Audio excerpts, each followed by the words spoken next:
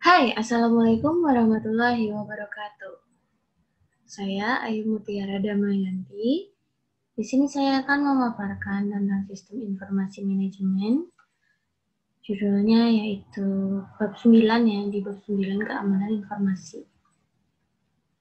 Nah, pendahuluannya itu awalnya ada kebutuhan organisasi akan keamanan dan pengendalian. Nah, di dunia masa kini banyak organisasi semakin sadar akan pentingnya menjaga seluruh sumber daya mereka, baik secara virtual maupun fisik. Nah, sementara sistem komputer yang pertama itu hanya memiliki sedikit perlindungan keamanan. Namun hal ini berubah pada saat Perang Vietnam ketika sejumlah instalasi komputer dirusak oleh para pemrotes. Keamanan informasi sendiri digunakan untuk mendeskripsikan perlindungan baik peralatan komputer dan non-komputer, fasilitas, data, dan informasi dari penyalahgunaan pihak-pihak yang tidak berwenang. Tujuan dari keamanan informasi sendiri ada 3, yaitu kerahasiaan, ketersediaan, dan integritas. Ini bisa dibaca sendiri penjelasannya.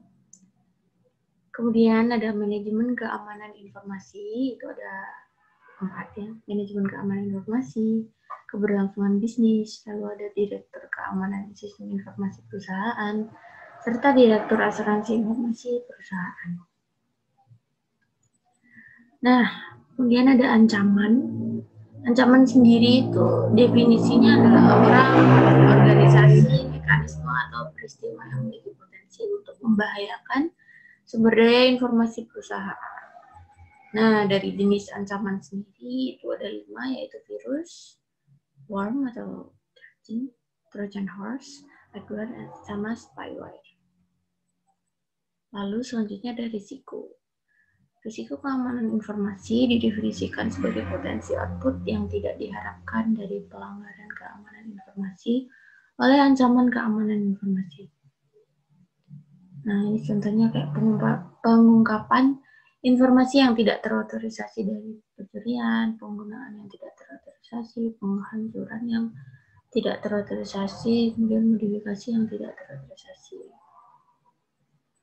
Lalu ada sebab selanjutnya yaitu persoalan e-commerce atau perdagangan elektronik telah memperkenalkan suatu perusahaan keamanan baru.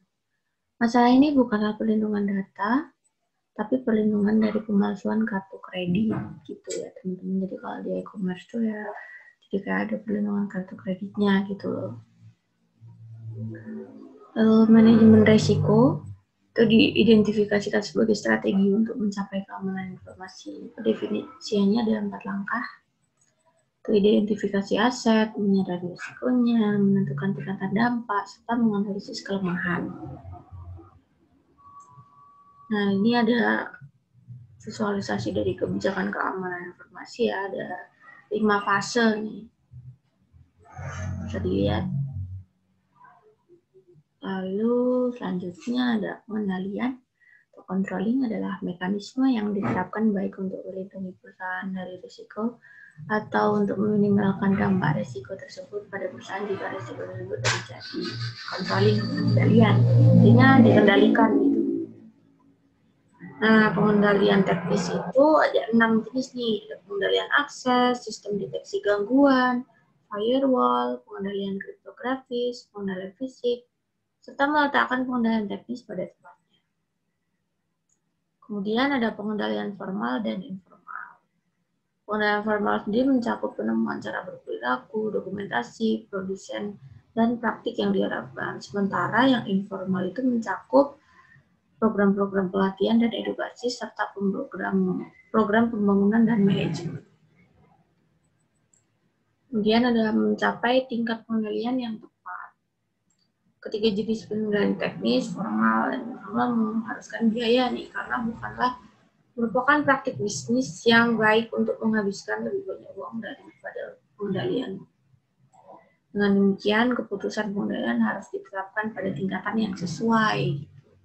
Jadi ininya kayak kita harus menentukan pakai pengendalian yang mana sih yang tepat itu. Gitu. Ini ada dukungan pemerintah dan industri ya di beberapa organisasi pemerintahan dan internasional. telah menentukan standar-standar yang ditujukan untuk menjadi panduan bagi organisasi yang ingin mendapatkan keamanan informasi.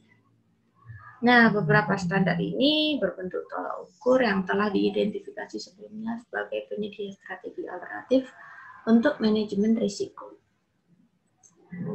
Lalu, ada yang meletakkan manajemen keamanan informasi pada tempatnya. Nah, kalau pada tempat yang gini berarti kan perusahaan harus mencanangkan kebijakan manajemen keamanan informasi sebelum menempatkan pengendalian. Ya, kayak kita harus bikin keputusan yang tepat gitu. Lalu ada manajemen keberlangsungan bisnis. Aktivitas yang ditujukan untuk menentukan operasional setelah terjadi gangguan di sistem informasi disebut dengan manajemen keberlangsungan bisnis atau business continuity management. Kemudian ada rencana darurat. Itu kayak menyebutkan cara-cara yang akan menjaga keamanan karyawan jika bencana terjadi, nggak cuma karyawan tapi juga perusahaan juga ya. Terus ada rencana cadangan. Jadi di rencana darurat itu kayak ada 3 poin. Rencana cadangan sendiri adalah perusahaan mengatur agar fasilitas komputer cadangan tersedia seandainya fasilitas yang biasa itu hancur. Kemudian ada rencana catatan penting. Rencana penting perusahaan adalah dokumen kertas dan media penyimpanan yang penting untuk meneruskan bisnis perusahaan tersebut. Nah, itu saja pemaparan yang dapat saya sampaikan. Kurang lebihnya mohon maaf. Dan assalamualaikum warahmatullahi wabarakatuh. Dadah.